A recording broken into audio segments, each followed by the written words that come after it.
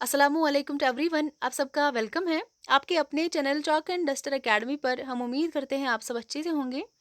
तो आज जो है हम अकबर आबादी के बारे में पढ़ेंगे। इनकी हालात ज़िंदगी और इनकी अदबी खिदमात का आज की क्लास में हम जायज़ा लेंगे। तो चलिए देखते हैं हम अकबर आबादी के बारे में जो है इनकी जो हालात ज़िंदगी है।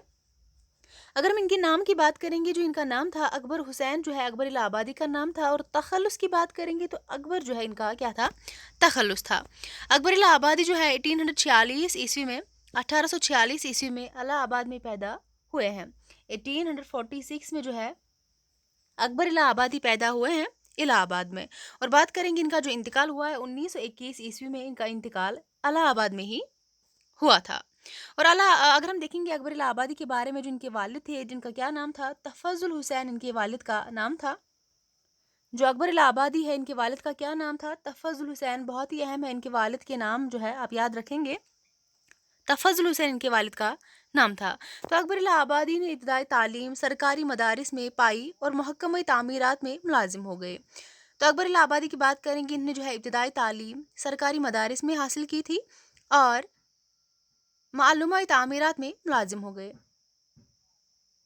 तो इसके बाद अगर हम देखेंगे 1869 के अंदर ईस्वी में मख्तियारी का इम्तिहान पास करके नाइब तहसीलदार हुए थे 1869 में। तो इसके बाद एक साल बाद यानी कि 1870 में 1870 ईस्वी में हाई कोर्ट की मिसल खानी की जगह मिली। 1872 में वकालत का इम्तिहान पास किया और 1880 ईस्वी तक वकालत करते रहे। फिर मुसन्निफ मुकर्रर हुए, फिर मुनसिफ मुकर्रर हुए, सॉरी। फिर अगर हम बात करें कि मुकर्रर हुए, मुनसिफ उसके बाद मुकर्रर हुए। और उसके बाद जो है अकबर इलाहाबादी को 1898 में खान बहादुर का खिताब मिला था। कब मिला था? 1898 में खान बहादुर का इनाम जो है, का खिताब जो है अकबर इलाहाबादी को मिला था। 1903 ईस्वी में मुलाजमत से सबकदोश हो गए। इन्होंने जंग आज़ादी हिंद 1857 ईस्वी में पहली जंग अजीम और गांधी की अमन तहरीक का इब्तदाई हिस्सा देखा था। किसने? अकबर इलाहाबादी ने। तो इसके बाद देखेंगे अकबर की शायरी के उस्ताद कौन कौन थे। गुलाम हुसैन वहीद इलाहाबादी इनके जो है शायरी के उस्ताद रहे हैं। अकबर एक मज़ाहिया तंजिया शायर थे। अकबर क्या थे? एक मज़ाहिया शायर थे अकबर इलाहाबादी। तो इसके बाद अगर देखेंगे अकबर इलाहाबादी अपनी शायरी में अकबर शेख, बुद्धू, जमन, ऊंट, टट्टू, गाय, रेलगाड़ी जैसे लफ्ज़ भी ज़राफ़त के साथ जो है इस्तेमाल करते थे। ये बहुत इंपॉर्टेंट है। आप देखेंगे सारी जो है, सारे जो लफ्ज़ है, चाहे वो बुद्धू हो, जमन हो, गाय, ऊंट, रेल वगैरह जैसे लफ्ज़ जो है ज़राफ़त के लिए इस्तेमाल करते हैं अकबर इलाहाबादी। बहुत ही अहम है, याद रखिएगा। इसके बाद देखेंगे अकबर इलाहाबादी जो है सर सैयद तहरीक यानी कि अलीगढ़ तहरीक जिसका दूसरा नाम है, इसके मुखालिफ थे। अकबर इलाहाबादी किस तहरीक के मुखालिफ थे? यानी कि अलीगढ़ तहरीक, सर सैयद तहरीक के मुखालिफ थे अकबर इलाहाबादी। और सर सैयद की मौत पर अकबर इलाहाबादी ने क्या कहा था? कहा था कि हमारी बातें ही बातें हैं, सैयद काम करता था। तो सर सैयद की मौत पर अकबर इलाहाबादी ने क्या बताया था? कहा था कि हमारी बातें ही बातें हैं और सर सैयद क्या करता है? काम करता था। तो इसके बाद अगर हम देखेंगे महाराजा महाराजा सर किशन बहादुर से अकबर के गहरे ताल्लुकात थे। तो महाराजा सर किशन जो थे, महाराजा सर किशन बहादुर से अकबर इलाहाबादी के गहरे ताल्लुकात थे।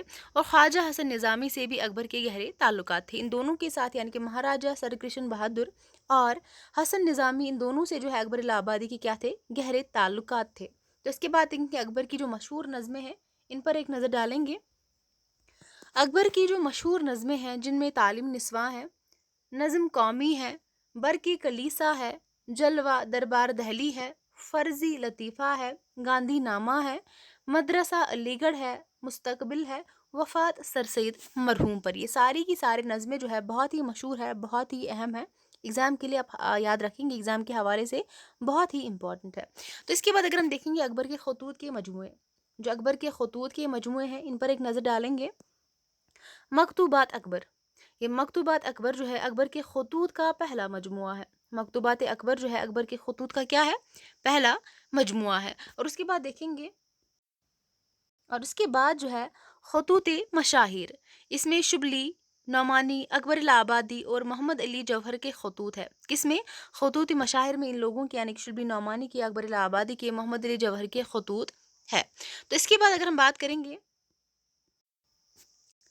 اس کے بعد جو تیسرا ہے وہ ہے رکات اکبر. یہ تینوں آپ یاد رکھیں گے. مکتوبات اکبر ہے، اکبر کی خطوط کا پہلا مجموعہ ہے.